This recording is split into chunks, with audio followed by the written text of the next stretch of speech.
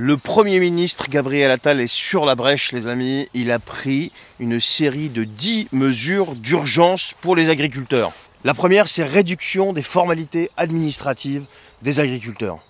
La deuxième, c'est révision des normes réglementaires pour alléger le fardeau bureaucratique pour les agriculteurs.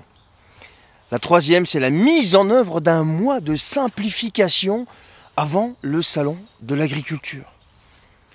Ensuite, on a l'application stricte de la loi Egalim avec des sanctions contre les entreprises qui ne la respectent pas.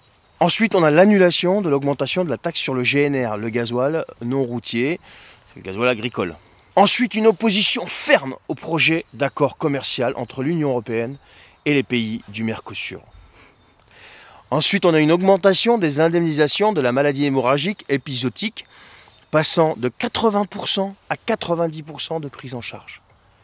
Et ensuite, on a un soutien financier supplémentaire de 50 millions d'euros pour la filière bio. On a un engagement du gouvernement à faire de l'agriculture une priorité absolue. Moi, j'ai une question. Pourquoi ils n'ont pas fait ça avant?